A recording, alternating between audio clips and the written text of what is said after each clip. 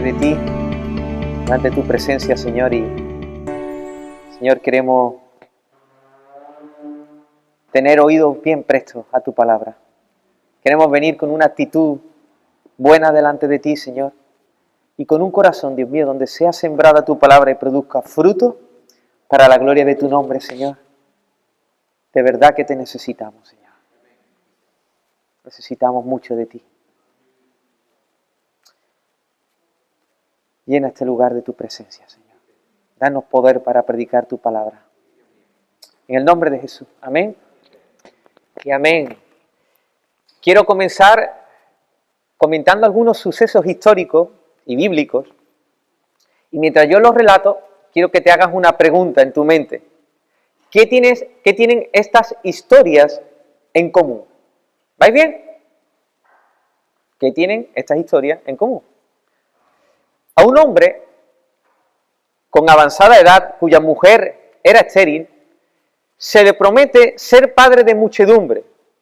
Con cerca de 90 años, Sara dio a luz un hijo y le pusieron de nombre a ese niño Isaac, que significa risa. Jacob, el menor de los hijos de Isaac, recibió la promesa de bendición en vez de Esaú, su hermano mayor.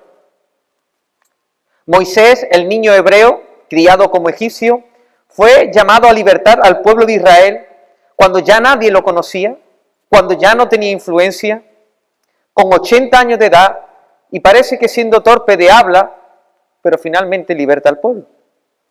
El pueblo de Israel se encuentra sin escapatoria. A sus espaldas el ejército egipcio. Frente a ellos el Mar Rojo. Ha llegado a su final. Pero echamos una mirada unas horas más tarde y vemos el ejército egipcio bajo las aguas y el pueblo de Israel al otro lado del mar cantando al Dios de su liberación. José es echado en una cisterna y vendido como esclavo, pero no cesa de engrandecer a Dios con sus hechos y se mantiene firme en su confianza en Dios. El ejército de Saúl tiembla durante 40 días y 40 noches ante un paladín filisteo de casi 3 metros de altura y diestro para la guerra. Un poco más tarde, el gigante está mordiendo el polvo sin aliento, derrotado por un muchacho sin armadura y sin espada, pero cuya confianza está en Jehová su Dios.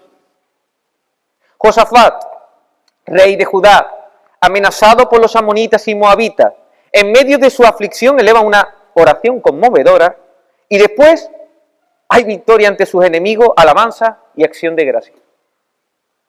Nuestro Señor Jesucristo en la cruz, en el momento de su máxima debilidad, cuando más débil lo podemos ver humanamente, gana la victoria sobre el pecado, la muerte y Satanás.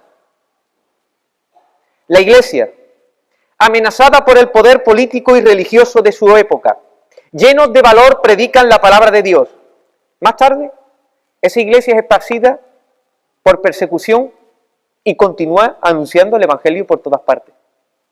Y así podemos citar historias tras historias acontecidas incluso dentro del mismo cristianismo. ¿Qué cosa hay en común en todas ellas? Que todos estos acontecimientos son paradójicos. Algo contrario a la lógica humana o al sentido común.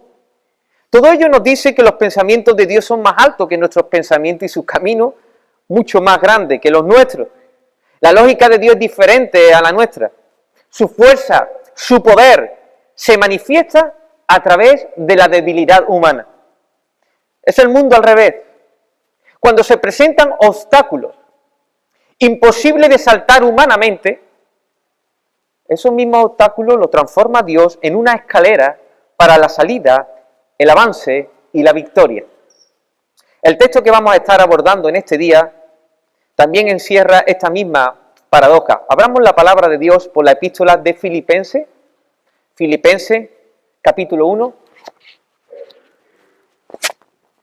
Filipenses capítulo 1, versículo del 12 al 18.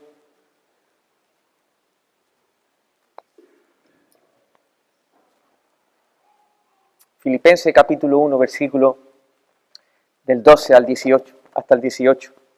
¿Lo tenéis? Dice el apóstol Pablo: quiero que sepáis, hermanos, que las cosas que me han sucedido han redundado más bien para el progreso del Evangelio, de tal manera que mis prisiones se han hecho patentes en Cristo en todo el pretorio y a todos los demás.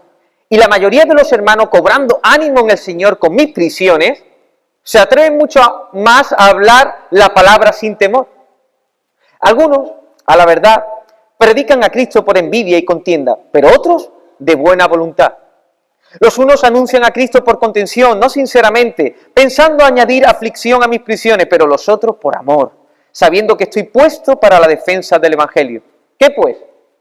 Que no obstante, de todas maneras, o por pretexto o por verdad, Cristo es anunciado, y en esto me gozo y me gozaré aún. Pablo es el autor de la carta a los Filipenses, y él se encuentra en este momento en arresto domiciliario en Roma, esperando el veredicto del juicio que al fin ya se ha celebrado. Así que Pablo está confinado en una casa vigilada por la guardia pretoriana, y toma su pluma y el papel de la época, se apoya en la mesa, o lo mismo comienza a dictarle a un secretario que tenía allí, y escribe estas palabras. Él desea expresar gratitud por la ofrenda que ha recibido de su amada iglesia en Filipo por mano de Epafrodito. Pero Pablo también quiere aprovechar la carta para llenar la mente y los corazones de los filipenses de gozo espiritual. Epafrodito ha sido enviado para entregar la ofrenda, pero también para recoger información acerca de cómo se encuentra el apóstol. La iglesia de Filipo está excesivamente preocupada por el apóstol, el juicio se ha celebrado y el veredicto es inminente. ¿Absuelto o muerto? No hay otro veredicto. Ha apelado al César. Y ese es el veredicto. O queda absuelto o Pablo morirá. Y Pablo, de alguna manera, con las palabras que acabamos de leer, está diciendo: confinamiento gozoso. Cristo es anunciado. Mi hermano, la paradoja está servida. Vamos a ir por partes. Pablo está confinado, ¿sí? Recluido forzosamente. Él no lleva una semana, él no lleva un mes, no lleva un año, lleva alrededor de 4 años. Estuvo en Cesarea encarcelado 2 años, donde apeló a César, y después fue trasladado a Roma hasta que se celebrara el juicio y finalmente se le diera el veredicto. Ya se ha celebrado y está esperando el veredicto. No olvidemos que el apóstol en mayúscula, apóstol Pablo, está preso. Pero aún más, es el apóstol de los gentiles. Dios había llamado de una manera particular a proclamar el evangelio a los no judíos. Aunque Pablo tenía la costumbre que al entrar en alguna ciudad, primeramente predicaba a los judíos y después, luego, a los gentiles. Así que Pablo está confinado por mucho tiempo. Una lógica humana es que el mensaje de un mensajero está preso, o en cierto sentido, más restringido de lo habitual. Allí no había internet, allí no había otra forma de comunicarse que a través, por ejemplo, como ahora, de carta. Lo que quiero decir, que no es la misma influencia estar en una casa con soldados romanos que se turna de vez en cuando y recibir alguna visita, no es lo mismo, que estar en una plaza abarrotada de gente, compartiendo el evangelio y respaldados por milagros y señales que eran habitual en el apóstol. Humanamente, podemos decir que no tiene la misma repercusión, que no se extiende de la misma manera el mensaje, ni con la misma intensidad.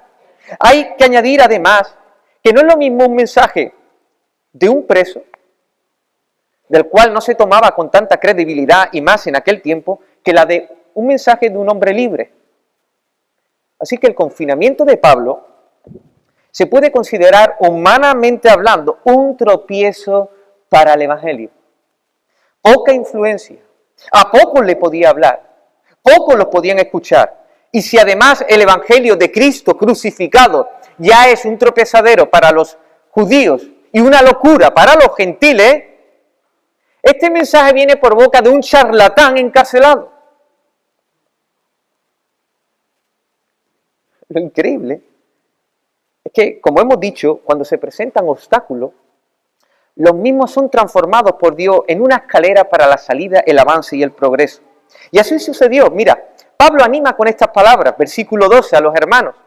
Quiero que sepáis, hermanos, que las cosas que me han sucedido han redundado más bien para el progreso del Evangelio. ¿Recordáis cómo José alentó a sus hermanos cuando él se descubrió delante de sus hermanos? Esos hermanos que lo habían vendido.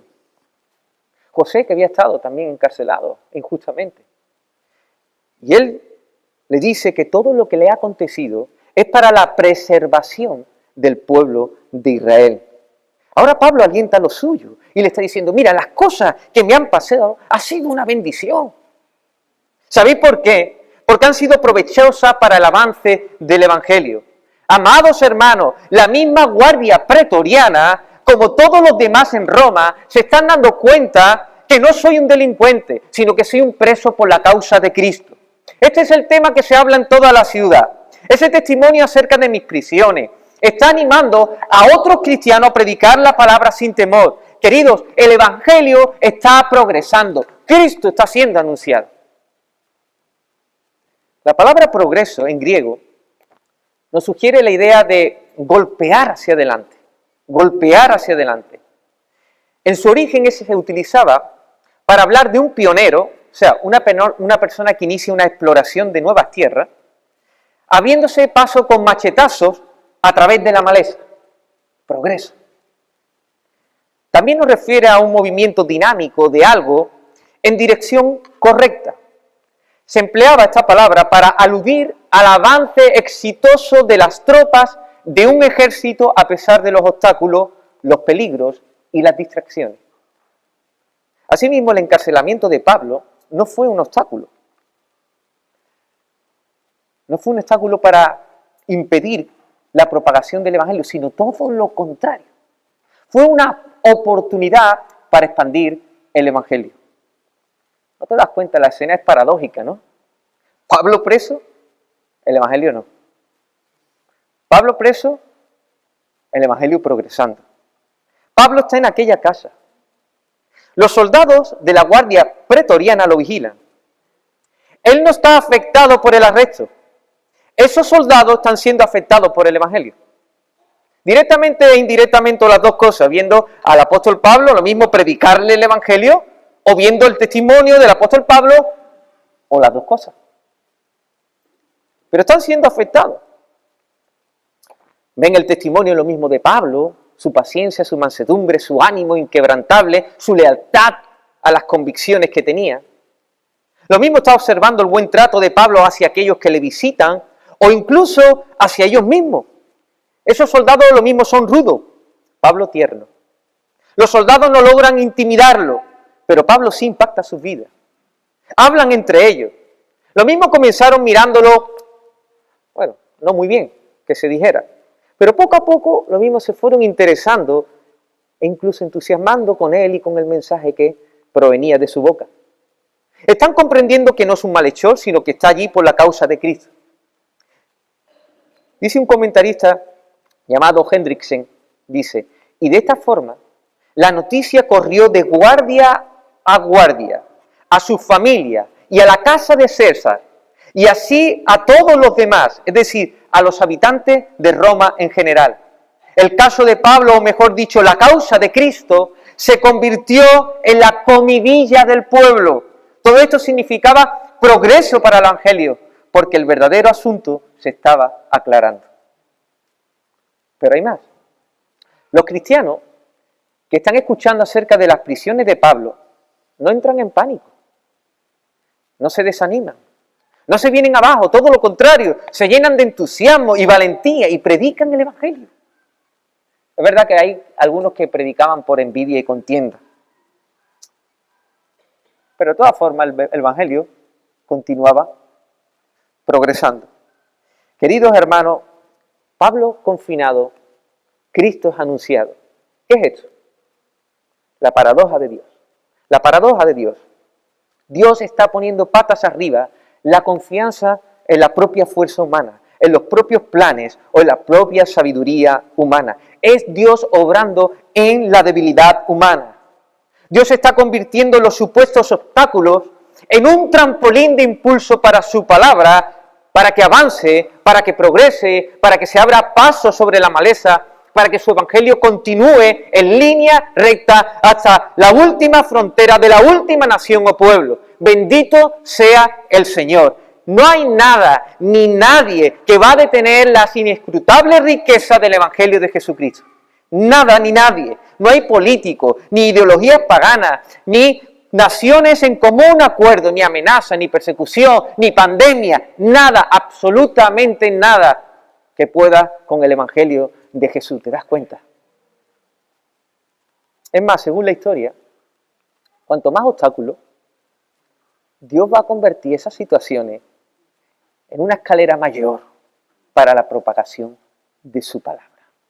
Bendito sea nuestro Dios, que enloqueció la sabiduría de este mundo. Así que Pablo está preso, la palabra de Cristo no está presa.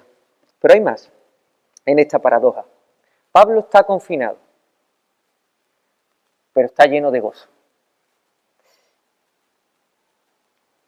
Echando una mirada a la situación de Pablo, mira, sin tener las lentes en cuanto a la perspectiva divina, quitemos la perspectiva divina, vemos a Pablo, podemos decir que este hombre tiene todas las papeletas para caer en una auténtica desesperación, ansiedad y depresión. Este hombre ha renunciado al judaísmo, del cual era uno de los más aventajados. Él se pudo hacer un nombre muy grande entre ellos. En su camino le esperaba reconocimiento, alabanza, gloria de los hombres. Pero desde que se convirtió al cristianismo, mira lo que dice él. Trabajos abundantes. De los judíos 5 veces he recibido 40 azotes menos 1, 5 veces. 3 veces he sido azotado con varas, 1 vez apedreado. 3 veces he padecido naufragio. 1 noche y 1 día he estado como náufrago en alta mar. En camino muchas veces, en peligro de río, peligro de ladrones, peligro de la discriminación, peligro de los gentiles, peligro en la ciudad, peligro en el desierto, peligros en el mar, peligro entre falsos hermanos. En trabajo y fatiga, en muchos desvelos, en hambre y sed, en muchos ayunos, en frío y en desnudez, y además de otras cosas, lo que sobre mí se agolpa cada día, la preocupación por todas las iglesias. ¿Qué hace Pablo? ¿Tú para qué dejas el judaísmo, Pablo? Ahí está, en la prisión. Mira todo lo que ha pasado. Pablo está confinado, recluido forzosamente, y lo vuelvo a decir, no lleva 1 semana, no lleva 1 mes, no lleva 1 año, lleva alrededor de 4 años. Pablo entiende acerca del sufrimiento por la causa de Cristo. Ha pasado situaciones muy difíciles. Sabe que ha sido escogido para llevar el evangelio, pero mira, hermano, 4 años encarcelado. Esto es harina de otro costal. ¿Con qué cosa habría lidiado el apóstol Pablo? Lo mismo, con tentaciones, pensamientos, para negar su fe. Tendría que haber lidiado con la frustración. Estaba siendo restringido de ciertas actividades ministeriales que las ejercía con libertad cuando estaba fuera de esas paredes. Las mismas condiciones de estar encerrado entre 4 paredes por 4 años. Entre los que predican, como dice el versículo 16, algunos anuncian a Cristo por contención. No sinceramente, lo que querían eran añadir aflicciones al corazón del apóstol Pablo. Están celosos de su autoridad apostólica, están celosos de sus dones y están comenzando a desacreditarlo. ¿Y qué decir, hermano?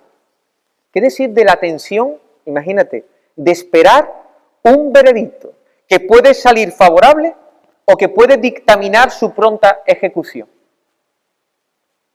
Mira, Pablo está hecho de la misma pasta que tú y que yo, de la misma, de carne y hueso, sujeto a las mismas pasiones. Las circunstancias del apóstol Pablo le podría haber producido un efecto devastador, no solo en el aspecto físico y emocional, sino en cuanto a su fe. No es de extrañarse que sus hermanos en Cristo de Filipo estén preocupados por él y soliciten información a ver cómo está. Sin embargo, este hombre, en medio de las circunstancias, él escribe a su iglesia en Filipo para intentar llenar sus mentes y sus corazones de gozo espiritual. O sea, la iglesia está excesivamente preocupada, manda a Epafrodito y el apóstol escribe para que se llenen de gozo. Versículo 18. ¿Qué pues que no obstante de todas maneras o por pretexto o por verdad, Cristo es anunciado, Cristo es anunciado, Cristo es anunciado, y en esto me gozo y me gozaré aún? El gozo de Pablo no depende de las circunstancias ni de sus críticos. Pablo está lleno de gozo porque Cristo es anunciado. Se da por sentado que aún aquellos que predican a Cristo por contienda y envidia están predicando al verdadero Jesús. ¿Entendemos eso, no? Aunque las motivaciones no eran las adecuadas. Si no fuera así, no hubiera puesto eso el apóstol Pablo. La escena también es paradójica, hermano. Allí en aquella casa, de unos cuantos metros cuadrados, está Pablo. Las circunstancias que le rodean parece indicar que ha sido abandonado por Dios. Pero sin embargo, él se encuentra lleno de gozo, rebosante de gozo, rebosante en amor. 4 años en la cárcel, Cristo es anunciado. Acusado injustamente, rebosa de gozo, Cristo es anunciado. Espera un veredicto, Cristo está siendo anunciado, se goza. Gente predica por añadir aflicción a su persona, se goza, aunque sea así, Cristo es anunciado. Yo me imagino a los hermanos de la iglesia en Filipo convocando una asamblea. Se encuentran preocupados, afligidos por la situación de Pablo. Lleva allí casi 4 años encarcelado, deciden mandarle por medio de Epafrodito una ofrenda y así también conocer cuál es el estado del apóstol. Así que me imagino a Epafrodito tomando las carreteras del Imperio Romano y mientras caminaba, allí lo veo yo orando por el veredicto del juicio de Pablo. Por otro lado, la iglesia de Filipo han hecho una vigilia por el mismo asunto. Y por otro lado, el apóstol Pablo está en esas 4 paredes. Epafrodito está llegando a Roma. Y mientras va llegando, Señor, capacítame para alentar al apóstol Pablo. Él termina la oración y llega a la puerta de la casa. En la entrada vemos 2 robustos hombres con uniformes del imperio. Casi sin levantar la mirada, Epafrodito pide permiso para entrar. Le parece muy curioso que está siendo tratado de una manera gentil por esos guardias. Toca la puerta, Pablo abre, Epafrodito mira el rostro de Pablo que refleja su exuberante gozo. Le hace pasar y Pablo le habla acerca de las cosas que han acontecido, que han sido para el progreso del Evangelio. El ánimo, el entusiasmo y la pasión, como la relata el apóstol, hace tiempo que no lo veía Epafrodito en ninguno. Se ha quedado noqueado. Sí, dice así mismo, ¿no era yo el que tenía que alentar a Pablo? Está dando ánimo él. No obstante, ya, una vez que se despoja de la carga, de que tiene que ser el que alentara al apóstol Pablo, empieza a disfrutar, escuchando las cosas que dice el apóstol Pablo. Pero de repente Epafrodito dice, espera. Pero bueno, ¿cómo estás tú, Pablo? Y Pablo dice, Cristo es anunciado. Sí, ya eso lo he escuchado, pero ¿cómo te encuentras? Y de nuevo le dice el apóstol, Cristo es anunciado. Mira, no quiero que te ofenda, Pablo, pero lo que te quiero preguntar es que, mira, yo sé que ahora viene un veredicto, la situación, llevas mucho tiempo aquí, en estas 4 paredes, ¿cómo te encuentras tú? Ya te lo he dicho, Cristo es anunciado. Hermano Epa, Cristo es anunciado. Así que termina el tiempo de la de la visita de Epafrodito vuelve a la iglesia. Imagino allí a Epafrodito llegando al local o a la casa de reunión, están todos allí, qué ambiente tan diferente al de aquella casa, allí hay peso, hay carga, hay extrema angustia. Los hermanos ven a entrar a Epafrodito, dino, ¿cómo está Pablo? ¿Que cómo está? Cristo es anunciado. Cristo es anunciado. Sí, qué bueno, pero ¿cómo está el apóstol Pablo? Cristo es anunciado.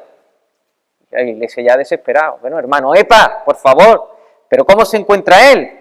Ya os lo he dicho, Cristo es anunciado. Mira, leed la carta y ya veréis. Así que me imagino a esta gente cogiendo la carta, los pastores comienzan a leer la carta y llegan a las palabras: quiero que sepáis, hermanos, que las cosas me han sucedido y han redundado más bien para el progreso del Evangelio. Y continúa leyendo y llegan donde dice: que pues, que no obstante de todas maneras, o por pretexto o por verdad, Cristo es anunciado, y en esto me gozo y me gozaré aún. Ya entendemos, Cristo es anunciado, Cristo es anunciado, Cristo es anunciado. Amados hermanos, queridos hermanos, aquellos que estáis escuchando, Pablo no divide Cristo es anunciado de su gozo. Es más, es el gozo del apóstol Pablo. Él se alegra cuando el Evangelio es predicado.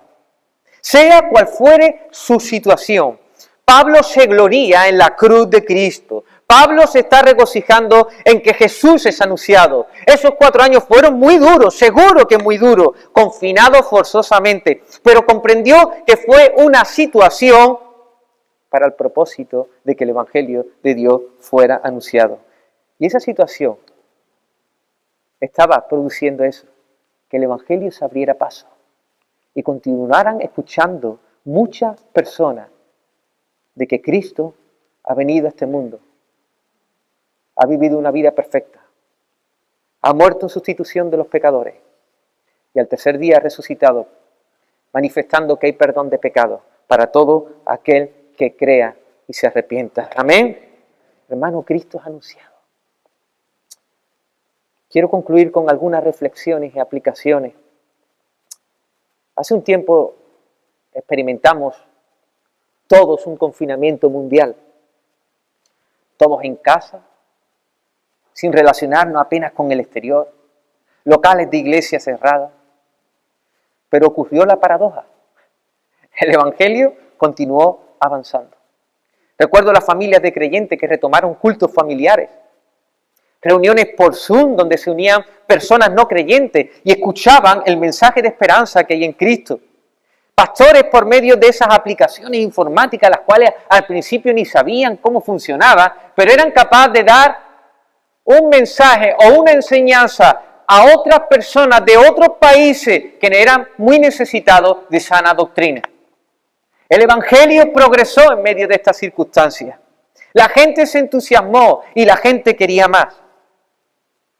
Ahora lo mismo, cada creyente en particular, podemos estar viviendo experiencias de diferente calado. Experiencias que parecen limitarnos en la tarea de la proclamación del Evangelio. Lo mismo hay una enfermedad que te confina en casa por mucho tiempo. O la misma enfermedad te limita para ejercer el ministerio de predicación continuo. O la misma edad. Ya no eres un chavalito o una chavalita. Vienen los achaques. Hay limitaciones en muchas cosas. Pero sabemos que Dios convierte todas estas cosas, todas. Estos obstáculos los convierte en una escalera para el avance del Evangelio. No se te olvide. No se te olvide. Lo que yo creo que con bastante seguridad es que estamos ante un tiempo crucial para la Iglesia y para la propagación del Evangelio en Occidente. Estoy convencido.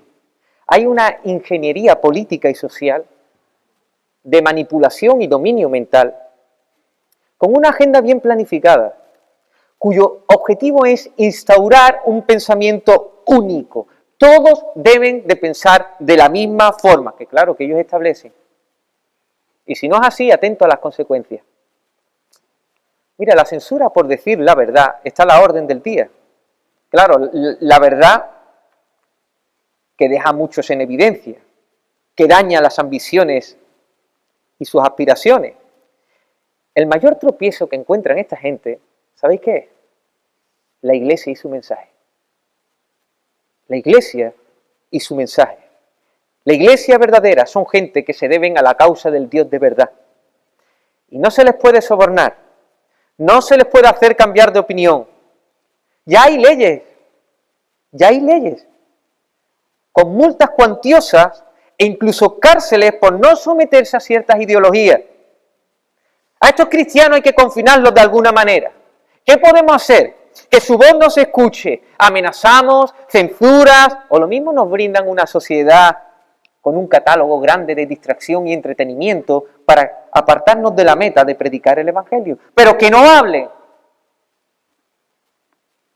Mira, hermano, ¿sabes qué? La paradoja se va a dar. Lo mismo ya se está dando. Cristo va a seguir siendo anunciado. El Evangelio va a progresar. El Evangelio va a avanzar. Ese es el mensaje de esperanza para la humanidad. Y Dios, por su Espíritu, va a alentar a su Iglesia a proclamar constantemente su bendita palabra. La propagación de la buena noticia es lo más importante. Ahora te vas a sumar. Pídele valor al Señor y habla de tu amado Salvador. Mira, no importa en qué lugar estés. Ya sea que estés en una cama convaleciente, al lado de otro enfermo, háblale a él. Háblale a su familia. Háblale a las enfermeras, a los médicos. Habla, hermano, habla. Ya sea como estés, ya sea como te encuentres. Dios te ha puesto en ese momento, en ese lugar. Lo mismo quisieras estar en otro lugar. Pero Dios te ha puesto en ese lugar para que tú sigas predicando fielmente la palabra del Señor. Lo mismo, estás en un tiempo donde la etapa de crianza es dura, absorbido por muchas demandas de tus hijos. Sigue predicando. Predícale a ellos. Predícalo a los padres con los que te encuentras a la salida del colegio.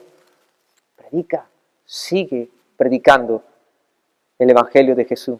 Ese bendito Evangelio, que por el poder del Espíritu se va a abrir paso y paso, y va a hacer que muchas personas vengan al conocimiento de la verdad. Así que tú predica siempre, esté donde esté, te encuentre como te encuentre, porque Dios va a usar tus circunstancias para que progrese su palabra. Amén. Por otro lado, te quiero preguntar, ¿cómo estás? ¿Cómo estás? Nosotros debemos decir, bien, mi familia está bien, las niñas están bien de salud, y no quiero que me malentiendas con lo que voy a decir, pero si estar bien depende exclusivamente de esas cosas como la salud o de otras cosas circunstanciales, es una auténtica tragedia. Porque en cualquier momento esto va a cambiar. Pérdida familiar, una enfermedad que te limite, una persecución persistente. Y no quiero decir que tú nunca estés triste por estas cosas que te están pasando, pero el gozo va de otra cosa. El gozo va de otra cosa. No es una simple emoción ni un simple sentimiento, es un estado del corazón que a pesar en medio de las circunstancias adversas, reside ahí. Reside ahí. El gozo debe estar en Cristo, en Jesús, pero también que Cristo sea anunciado, en que Cristo sea anunciado. Hermano, Cristo es anunciado, así que liga tu gozo a Él, a ese Evangelio que nada ni nadie lo va a parar. Y gózate, hermano, gózate, que el Evangelio es poder de Dios para salvación. Convierte la propagación del Evangelio en la fuente de tu gozo. Si tú escuchas que el Evangelio está siendo anunciado en África, que se están convirtiendo muchas personas en Asia, gózate, hermano, gózate que ahora mismo, a esta misma hora, en muchos púlpitos, se está predicando a Cristo. Amén. Ese debe ser nuestro gozo, hermano. Cristo está siendo anunciado un domingo a las 12:34 está siendo anunciado un montón de púlpitos mientras cantan, mientras predican, en otros lugares y en otros países. Gloria al Señor, amén. Gloria al Señor. Liga tu corazón en estas palabras. Cristo es anunciado. Por tanto, mi hermano, nuestra oración en medio de las circunstancias difíciles no debe ser específicamente y simplemente que Dios elimine eso. Señor, quita de una vez a estos ingenieros políticos, sociales, que quieren imponernos sus ideologías. Señor, quita mis limitaciones, ponme una salud como un roble para que yo pueda predicar el Evangelio. Más bien tiene que ser nuestra oración. Señor, mantén estas circunstancias el tiempo que en tu sabiduría considere oportuno para cumplir tus propósitos santos. Si tengo que estar en este lugar, si tengo que estar con esta enfermedad, si tengo que estar con un jefe que es un pirata, con una economía que no me llega, sea cual sea mi situación, Señor, haz lo que tú tengas que hacer para que tus propósitos sean llevados adelante. Amén. Elías llovió, Elías oró para que no lloviera. ¿Recordáis? Y oró, pero ¿sabéis qué? Esa oración le iba a repercutir a él. Esa sequía le iba a repercutir. Pero oró para que el pueblo se humillara y vieran que Dios, Jehová, es el único Dios verdadero. Amén. Eso tiene que estar nuestro gozo, hermano, en el nombre de Jesús. Que el nombre de Jesús sea glorificado en toda la tierra. Amén. Para terminar, quiero preguntarte, ¿has recibido tú el anuncio de salvación que hay en Jesús? ¿Lo has recibido? Si no es así, quiero decirte que hay algo peor. Hay algo peor que estar confinado en casa por una enfermedad, o confinados en un cuerpo enfermo, en una cárcel de mala muerte. Lo peor que le puede pasar al ser humano es el aislamiento de Dios debido al pecado. El pecado encierra, el pecado esclaviza, el pecado te impide disfrutar de la vida abundante que hay en Dios y te lleva a condenación eterna. Por eso quiero darte las buenas noticias. Dios en su misericordia vino a este mundo, en la persona de Jesús, para confinarse en nuestro lugar, para cargar todos nuestros pecados y estar en la cruz del Calvario y decir, Dios mío, ¿por qué me has abandonado? Porque en ese momento Cristo está aislándose de Dios, porque Dios es demasiado puro para ver el mal. Bueno, si Cristo era inocente, sí, pero estaba cargando el pecado de los pecadores. Y Cristo está siendo aislado. Y está cargando sobre Él, y está llevando sobre Él la ira y la justicia divina. Eso lo está haciendo en nuestro lugar, en el lugar de los pecadores. Es la única forma que tenemos para que de nuevo podamos estar sobre los brazos de aquel que nos ama con amor eterno. ¿Has recibido ya este mensaje? ¿Has recibido a Jesús en tu corazón? ¿Has reconocido que has vivido a espaldas de Dios durante toda tu vida? Lo mismo, el nombre de Dios estaba en tu boca, pero no hacía lo que Dios quería que hiciera, porque era imposible, porque el pecado te esclaviza, el pecado te encierra, pero Cristo vino para libertarnos del poder del pecado, amén, y para darnos vida y vida en abundancia. Así que si hoy el Señor está tocando tu corazón, está haciéndote ver que eres un pecador y necesita al Salvador, confía en Él, confía en su obra, es el único que puede salvarte del juicio divino, amén. Así que deposita tu confianza en el Señor, porque ahí, cuando tú ves en la cruz del Calvario, ahí está el cortador de la maleza, el que quita el pecado de raíz, amén. Ahí en la cruz del Calvario está la escalera que nos lleva a Dios. Ahí en la cruz del Calvario está la paradoja más grande de la historia, que humilla la sabiduría y la fuerza del hombre. Pero allí, para todos aquellos que creen, Cristo, sabiduría de Dios y poder de Dios. Amén. Ese es el Cristo que nosotros anunciamos. Hermano, te animo a que sigas anunciando el nombre de Jesús, sea cual sea tu situación. Amén. Oramos. Gracias, Señor. Gracias, Señor. Gracias, Señor, por tu obra preciosa a favor de este vil pecador, Señor. Gracias por tu perdón. Gracias por tu misericordia. Gracias por sufrir mi castigo, Señor, en mi lugar. Y gracias por llevarme a los brazos del Padre. Gracias, Señor. Porque tú eres verdadera fuente de felicidad y de dicha y de gozo. Y gracias porque te puedo conocer y te podemos conocer. Señor, clava en nuestro corazón tu palabra y ayúdanos, Señor, a seguir pronunciando y proclamando tus maravillas a muchas almas que no te conocen, que están perdidas, Señor. Señor, úsanos, ya sea, Dios mío, Señor, que estemos limitados por una enfermedad, que estemos absorbidos por muchas cosas, Señor, que estemos en un lugar que no queremos estar, Señor. Pero úsanos, Señor, para que tu evangelio sea propagado, para que muchas almas te conozcan. Te lo rogamos, Señor.